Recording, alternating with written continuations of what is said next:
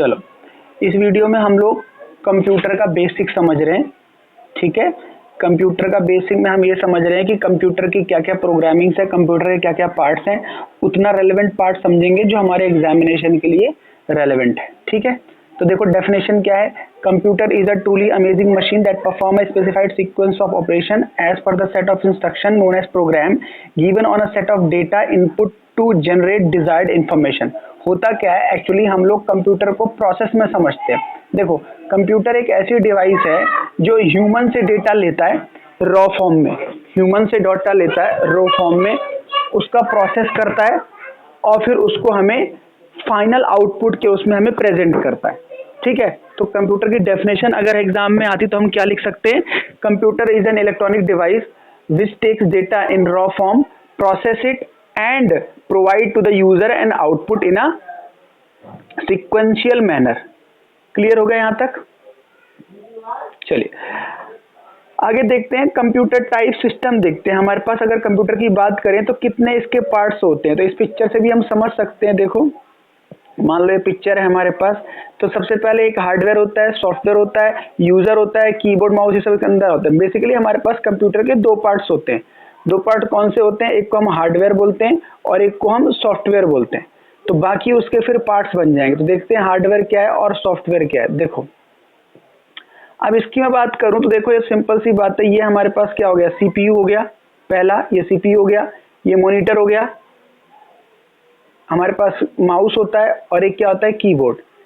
Right, देखो, तो hardware हम समझते हैं जिसको हम टच कर सकते हैं, राइट, जिसको हम one place to another place रख सकते हैं। सॉफ्टवेयर क्या होता है, इसको हम टच नहीं कर सकते, जो इनबिल्ट होता है और जो एक इंटरनल फंक्शन करता है। यूजर कौन होता है, मैं और आप जो सिस्टम को चलाते हैं। और डेटा क्या होता है, डेटा वो मटेरियल फॉर्म में होता है जिसको हम इनपुट करके फिर डेटा को हम एक प्रेजेंट फॉर्म में लेते हैं। राइट, जैसे जो डेटा हम डालते हैं वो डेटा भी होता है और एक जो डेटा हमें कंप्यूटर प्रोवाइड करता है वो डेटा भी होता है। जो हम डालते हैं वो रॉ मटेरियल है, जो वो हमें बढ़िया सेट करके देता है, एक मैनर फॉर्म में देता है, उसे हम क्या बोलते हैं, एक मैनेज डेटा। क्लियर? अब हम मेन चीज देखते हैं जिससे एग्जाम में क्वेश्चन आता है, और वो है हमारे पास generation of computers. Generation of computer, चलें करें स्टार्ट। जनरेशन, हमारे पास 5 जनरेशन है कंप्यूटर की। अभी तक हमारे पास 5 जनरेशन है। आपको याद होगा जब आप कंप्यूटर खरीदते हो तो आपको पता है ना, आपका फ्रेंड आपसे पूछता है यार तेरे कंप्यूटर का कौन सा प्रोसेसर है, P1 P2 P3 P4 P5, है ना। इस तरीके से हम पूछते हैं उसकी रैम क्या है, उसका इंटरनल क्या है, उसका सीमॉस रोम क्या है। तो इस तरीके से हमारे पास इसकी इन्वेंशन से लेकर के अब तक हमारे पास 5 जनरेशन है कंप्यूटर की। First generation, second, third, fourth, fifth. एक चीज बताना मैं भूल गया, तो एक चीज शायद एग्जाम में आ सकती है कि इसका जो है फाउंडर कौन था, मतलब कंप्यूटर को इन्वेंट किसने किया। तो इसका फाउंडर कौन है,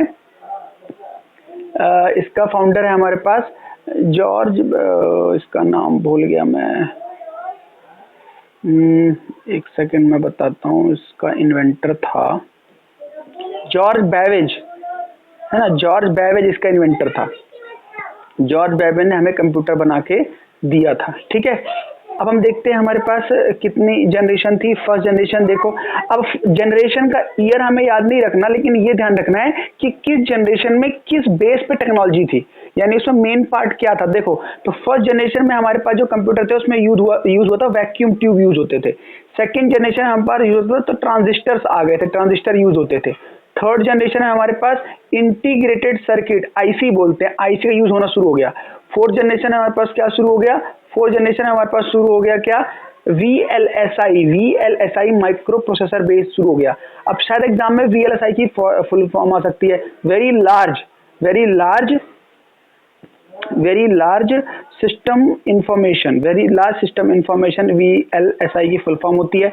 ठीक है, फिफ्थ जनरेशन का क्या मतलब हो गया, फिफ्थ जनरेशन हमारे पास क्या होता था, वहां फोर्थ में वीएलएसआई और फिफ्थ हमारे पास यूज होने लगा क्या, यूएलएसआई माइक्रो प्रोसेसर। तो ये एक उनका ये हो गया कि डिवाइस में क्या यूज होती थी। तो फिफ्थ जनरेशन 1980 से चल रहा है और अभी तक अगर मैं बात करूं 2020 तक क्या चल रहा है, बताओ कौन सा प्रोसेसर चल रहा है हमारे पास, कौन सी जनरेशन चल रही है, फिफ्थ जनरेशन।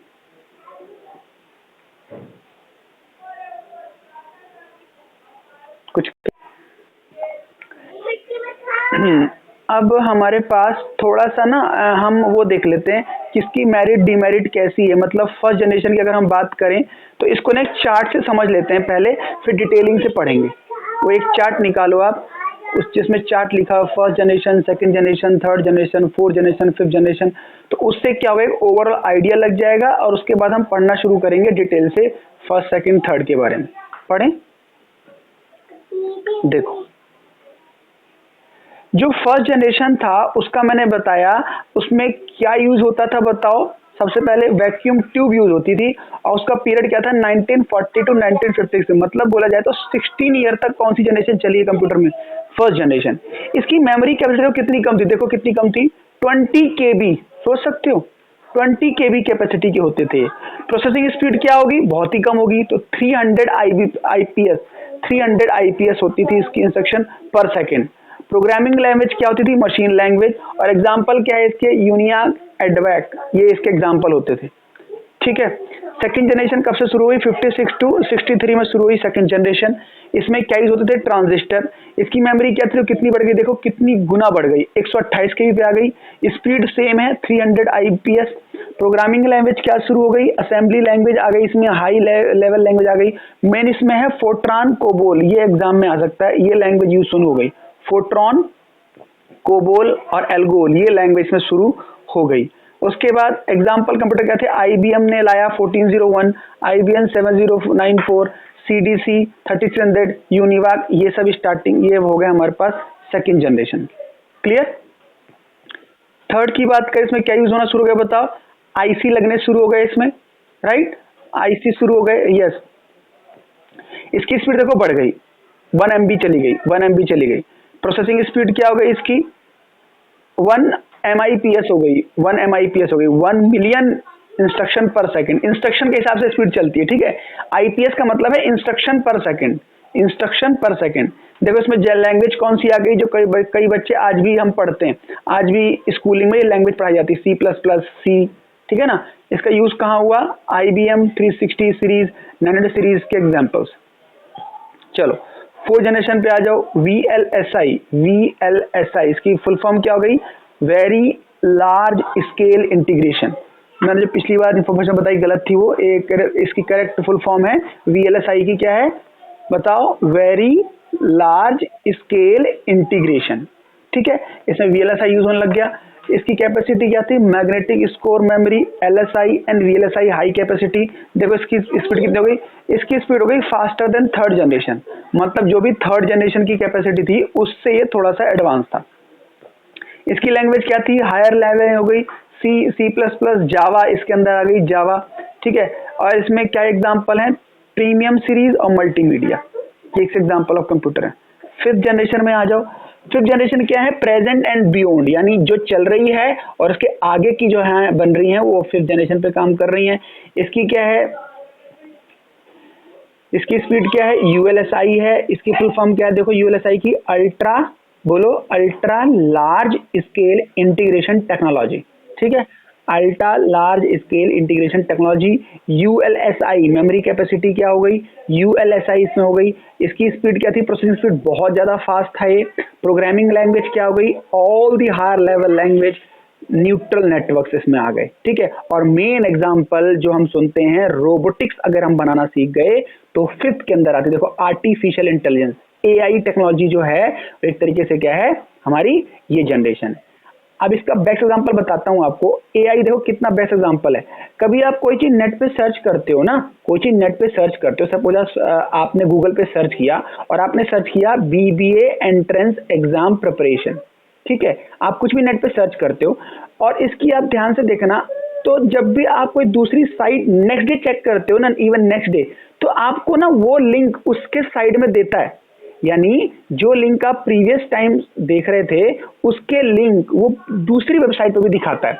ये AI काम करती है। AI मतलब ये जानती है कि इस पर्सन ने पिछली बार क्या एक्सेस किया था और इसके लिए क्या पसंद है। ऐसे YouTube काम करता है। YouTube पे अगर बार बार गेम देखते हो ना, तो फिर आप नेक्स्ट डे YouTube चलाओगे तो आपको गेम के सारे वीडियोस दिखाएगा। समझ रहे हो मेरी बात को, तो ये क्या है, ये AI काम करती है। क्लियर हो गया। चलें अब थोड़ा सा ना फर्स्ट जनरेशन को डिटेल से पढ़ते हैं, फर्स्ट जनरेशन को थोड़ा डिटेल से पढ़ते हैं, उसके अंदर क्या था। क्लियर? चल, सबसे पहला पॉइंट है फर्स्ट जनरेशन, बताओ क्या है, पढ़ो। They used vacuum tube for circuitry and magnetic drum for memory, हमने पढ़ लिया। इसमें क्या यूज होते थे बताओ, वैक्यूम। दिस कंप्यूटर पर वेरी एक्सपेंसिव, महंगे थे ऑब्वियसली, और ये वेट में भी बहुत ज्यादा थे, मतलब ये इनको कैरी करने में बहुत प्रॉब्लम होती थी। First generation relied on machine language, मतलब किससे चलते थे बताओ, ये मशीन लैंग्वेज में चलते थे। They could only solve one problem at a time, ये सबसे बड़ी लिमिटेशन थी। कौन सी लिमिटेशन बताओ, एक टाइम में एक ही कमांड दे सकते हो आप, one problem at a time. मतलब अगर जैसे आजकल तो आप क्या करते हो, कंप्यूटर चलाते हो, गाने भी सुन रहे होते हो, उधर एमएस वर्ड में काम भी कर रहे होते हो, यूट्यूब भी चला लेते हो, और एक प्रिंट की कमांड भी दे देते हो, समझ रहे हो। लेकिन पहले ऐसा नहीं था, फर्स्ट जनरेशन अब में फर्क है, पहले एक काम कर सकते थे आप, उसके बाद दूसरा। Clear? Input was based on the punch card and paper tape and output was displayed on print out. Input क्या देते थे हम, पंचिंग कार्ड, पेपर टेप, इस तरीके से इनपुट लेता था ये। ठीक है, इसका एग्जांपल क्या है, यूनिवैक फर्स्ट कमर्शियल कंप्यूटर 1950 में, और ENIAC computer example of first generation, ये फर्स्ट जनरेशन में काम करते थे। सेकंड पढ़े, सेकंड जनरेशन निकालो, समझ में आ रहा है? ट्रांजिस्टर रिप्लेस वैक्यूम, अब क्या आ गए बताओ, वैक्यूम हट गया, सेकंड में क्या यूज होना शुरू हो गया बताओ, वैक्यूम, सॉरी ट्रांजिस्टर्स आ गए, वैक्यूम ट्यूब हट गई। Allowing computer to become smaller हो गए, कंप्यूटर फास्टर हो गए और थोड़ा सा चीपर हो गए और मोर एनर्जी एफिशिएंट हो गए। पहले के जो कंप्यूटर थे फर्स्ट जनरेशन वाले, वो एक चीज बताना भूल गया, दे कंज्यूम मोर एनर्जी, मतलब इलेक्ट्रिसिटी बहुत कंज्यूम करते थे, ठीक है ना। लेकिन अब में थोड़ा सा ये एफिशिएंसी आ गई। Second generation computer relied on the punch card, input print out, थोड़ा सा ये सेम है फर्स्ट जनरेशन से। और लास्ट पॉइंट देखो, high level programming language are also being develop at this time such as early version COBOL और Fortran. इसमें जो लैंग्वेज यूज होती थी क्या होती थी बताओ, क्या होती थी, कोबोल और फोर्ट्रैन। क्लियर है? सेकेंड जनरेशन क्लियर है, बिल्कुल समझ में आ रहा है। चलो थर्ड जनरेशन देखें। थर्ड में क्या आ गया बताओ, इंटीग्रेटेड सर्किट, आईसी, समझ रहे हो, सुना है ना हमने, हम कहीं बोलते हैं फोन की आईसी खराब हो गई, सुनो ना आईसी बोलते हैं हम। आईसी समझते हो क्या, जो ग्रीन प्लेट होती है ना, ग्रीन प्लेट, आप अपने मोबाइल का भी देखो, एक ग्रीन प्लेट लगी होती है, उसके ऊपर फिर नट नट टाइप में लगे होते हैं, मदरबोर्ड जिसे हम बोलते हैं, वो आईसी है। ठीक है, इस पे काम शुरू होना गया। Transistors were miniaturized and place on silicon chips लग गई उसके ऊपर। देखो आईसी के ऊपर क्या लगनी शुरू हो गई, सिलिकॉन चिप्स, सेमीकंडक्टर लगना शुरू हो गए। सेमीकंडक्टर मतलब क्या है, देखो कंडक्टर मतलब क्या, जिसपे इलेक्ट्रिसिटी काम करे, कंडक्टर मतलब जिसपे इलेक्ट्रिसिटी काम करे, ठीक है ना। अब सेमीकंडक्टर क्या है, कुछ ऐसे भी आर्टिकल्स होते हैं इसमें इलेक्ट्रिसिटी काम नहीं करती, ठीक है ना। अब सेमीकंडक्टर मतलब है इसमें प्लस और माइनस दोनों है, जिसमें नहीं भी और प्लस भी और नहीं होती भी है। Which drastically increased the speed of efficiency of computer. User interaction started through keyboards and monitor instead of punch card. Use of operating system allowed the device to run many different applications. देखो नया feature क्या आ गया बताओ, use of operating system allowed device run many program, many different program. यहाँ पे आप क्या कर सकते हो बताओ, थर्ड में आप एक टाइम में multiple command, multiple program open कर सकते हो। क्लियर यहां तक? बोलो फोर्थ पढ़ें। चलो फोर्थ जनरेशन देखते हैं। फोर्थ जनरेशन क्या है, invention of microprocessor brought the fourth generation of computer. Microprocessor आ गए। Now thousand of integrated circuit were built on to single silicon chip. अब देखो एक सिलिकॉन चिप पे फोर्थ जनरेशन में कितने सारे सर्किट लगने शुरू हो गए, देख रहे हो, ये मदरबोर्ड तैयार हो गया पूरा। what is the first generation file on entire room could now fit on the palm of the hand। मतलब what is the first generation filled in the entire room, मतलब जो कंप्यूटर पूरे रूम में एक आता था वो एक हथेली में आ सकता है, इतना उन्होंने थिक बना दिया उसको। समझ रहे हो ना। जैसे पहले हम लोग गाने सुनते थे तो we had to purchase what, CD, cassette, ठीक है ना। तो सीडी कैसेट एक हाथ में आती थी एक, और अब बताओ एक गाने किसमें आते हैं, एक मेमोरी कार्ड में कितने सारे गाने आ जाते हैं, समझ रहे हो, ठीक हो गया size. In 1881, IBM introduced first computer for the home users, and 1984 Apple introduced the Mac Macintosh, ये क्या है? अब देखो ये इंपॉर्टेंट क्वेश्चन हो गया, ये सबसे इंपॉर्टेंट क्वेश्चन हो गया। यानी जो पीसी बनने शुरू हो गए पर्सनल कंप्यूटर, वो फर्स्ट कब बने? 1981 में। अभी तक जो हमने पढ़ा वो कमर्शियल पीसी पढ़े, लेकिन घर में जो पीसी यूज होते हैं वो कब से शुरू हो गए? 1981 में आईबीएम ने बनाया और 1994 में किसने बनाना शुरू कर दिया? एप्पल ने। यहां से क्वेश्चन आ सकता है, ठीक है? ओके, आगे देखते हैं। As these small computers became very powerful, they could be linked together to form network, which eventually led to the development of the internet. अब इसमें इंटरनेट लगना शुरू हो गया, हम इसे इंटरनेट यूज कर सकते हैं। Fourth generation computer also saw the development of GUI और माउस एंड हैंडल। ये GUI समझते हो आप क्या हो गया? फोर्थ जनरेशन GUI समझते हो? GUI, इसमें क्या हो गया? डेवलपमेंट ऑफ GUI का एक टेक्निक है। पहले क्या होता था? माउस नहीं होता था, समझ रहे हो? माउस के आ जाने से कंप्यूटर चलाना इजी हो गया। अब बस आप माउस पकड़ो, जहां क्लिक करना है करते रहो। पहले क्या होता था? माउस से पहले आपको कमांड देनी पड़ती थी। सपोज आपको कोई फाइल खोलनी है तो आपको कमांड देनी पड़ती थी, slash, enter, comma, full stop, ऐसे लिखना पड़ता था। तो GUI से क्या हो गया? हम स्क्रीन पे माउस को देख करके फाइल पे क्लिक करके खोल सकते हैं। Clear?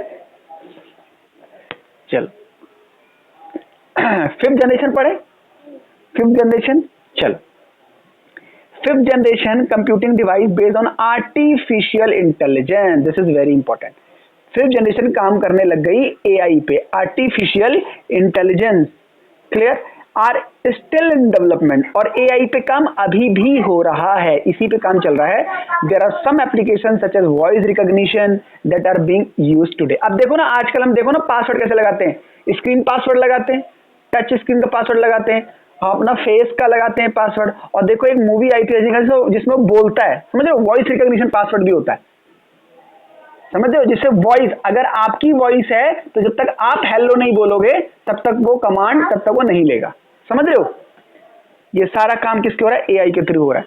The use of parallel processing and super conductor is helping to make artificial intelligence a reality. The goal of fifth generation computing is to develop devices that respond to natural language input and are capable of learning self organization. अब देखो, अब इतने computer आसान हो गए हैं कि उसको चलाने की जरूरत, मतलब चलाने के लिए कोई कोर्स नहीं करना पड़ रहा है, यानी किसी की हेल्प नहीं करनी पड़ रही, हम खुद चला। जैसे मोबाइल को देख लो आप, मोबाइल भी तो एक कंप्यूटर है, यस और no? Mobile is also electronic device. अब क्या उसको चलाने के लिए किसी की हेल्प ले रहे हैं? हम नहीं ले रहे, हम खुद चला लेते हैं। ये क्यों चला पा रहे हैं? क्योंकि उसको चलाना आसान हो गया। यानी अब मुझे कोई ऐप को डाउनलोड करना, उसको अनइंस्टॉल करना, किसी को लिखना, किसी को कॉल करने के लिए कोई कमांड देने की जरूरत नहीं पड़ रही, GUI पे काम हो रहा है। क्लियर यहां तक? अब देखो हमारे पास कंप्यूटर की प्रोग्रामिंग का पूरा ये हमारे पास चार्ट है। प्रोग्रामिंग कैसे हो रही है देखो। सबसे पहले हमारे पास एक इनपुट है, मिला आपको input, this is first step. हम सबसे पहले कंप्यूटर को क्या देते हैं? इनपुट देते हैं। इनपुट मतलब हमारे पास क्या डेटा है। सपोज करो हमें एक MS वर्ड फाइल तैयार करनी है, तो हम उसको एक इनपुट दे रहे हैं, उसमें हम लिखना शुरू कर रहे हैं, फॉर्मेटिंग कर रहे हैं। लास्ट में क्या होगा? वो हमें प्रिंटिंग फॉर्म में क्या देगा बताओ? लास्ट में प्रिंट फॉर्म में मुझे वो A4 साइज में क्या दे देगा? एक डॉक्यूमेंट की फॉर्म में मुझे आउटपुट दे देगा। तो इस इनपुट और आउटपुट के बीच में क्या हो रहा है वो हम देखते हैं। तो इनपुट क्या है आपका? जो आप रॉ फॉर्म में देते हो। आउटपुट क्या है? जो आपको चाहिए होता है, ठीक है? अब बीच में क्या चीजें काम कर रही है वो देखो जरा आप। CPU है हमारे पास, CPU है। CPU, what is the full form of CPU बताओ? सेंट्रल प्रोसेसिंग यूनिट, ठीक है? सेंट्रल प्रोसेसिंग यूनिट, यानी एक कंप्यूटर का जो वर्किंग हो रही है, जो उसमें काम हो रहा है, वो कौन कर रहा है? सारा CPU कर रहा है, ठीक है? तो CPU के अंदर हम देखते हैं मेमोरी यूनिट होती है एक, तो कंट्रोल यूनिट होता है, और एक होता है ALU। What is ALU? Arithmetic and logic unit. Clear है? क्लियर? अब देखो मेमोरी यूनिट का क्या काम है, अब आप समझ गए होंगे। रैम, रोम, समझ रहे हो? जो भी हम डेटा डालते हैं वो एक पहले टेम्परेरी स्टोरेज में जाता है, प्रोसेस के बाद वो कहां चला जाता है? परमानेंट स्टोरेज में। याद करो, जब आप कोई फाइल सेव करते हो तो पूछता है ना सेव कहाँ करना है, उसको कौन सी डिवाइस के अंदर करना है, ठीक है। उसके बाद कंट्रोल यूनिट हमसे पूछता है। कंट्रोल यूनिट मतलब जब आप कोई काम कर रहे होते हो तो एडिट का ऑप्शन चल रहा होता है, समझ रहे हो, उसको मॉडिफाई का ऑप्शन चल रहा होता है। और उसके बाद अगर हम कोई एक्सेल शीट में काम कर रहे हैं या न्यूमेरिकल चीज में काम कर रहे हैं तो अर्थमेटिक और लॉजिक यूनिट के अंदर चल रहा होता है, ठीक है, जिसमें फॉर्मूलाज लगते हैं, जिसमें फंक्शंस लगते हैं, ठीक है। तो सीपीयू के अंदर सारे वो ग्रामेटिकल चीजें या बोले तो मशीन टूल्स हैं जो उसको काम करने के हेल्प करता है, राइट। जब तक हम उसमें काम कर रहे हैं वो सीपीयू के अंदर है। अब हो सकता है मेमोरी यूनिट काम कर रहा है, कंट्रोल यूनिट काम कर रहा है, एएलयू काम कर रहा है। जैसे ही हम उसको फाइनलाइज फॉर्म में देते हैं तो हमें क्या देता है बताओ, आउटपुट फॉर्म में देता है। क्लियर हो गया, क्लियर। अब क्वेश्चन क्या आ सकता है, क्वेश्चन क्या आ सकता है, व्हाट इज इनपुट डिवाइस, बताओ इनपुट डिवाइस क्या हो गए हमारे। No no no no no, what is input device, हम इनपुट, कंप्यूटर में इनपुट डिवाइस कौन सा है, कीबोर्ड इज व्हाट, कीबोर्ड से क्या करते हो आप, टाइप करते हो, इनपुट डिवाइस है, इनपुट डिवाइस हो गया ना। माउस क्या है, इनपुट डिवाइस है, समझ रहे हो। आउटपुट डिवाइस क्या है बताओ, किससे आप लेते हो, कौन देता है आपको final, printer is what, printer is output device, समझ रहे हो, समझ रहे हो। स्क्रीन, स्क्रीन कभी आपको क्या दिखाती है, फाइनल आउटपुट जो आप चाहते हो, ठीक है ना। परमानेंट स्टोरेज वो क्या दिखाती है आपको, आउटपुट, स्टोरेज जो दिखाते हो आउटपुट यूनिट। क्लियर हो गया यहां तक।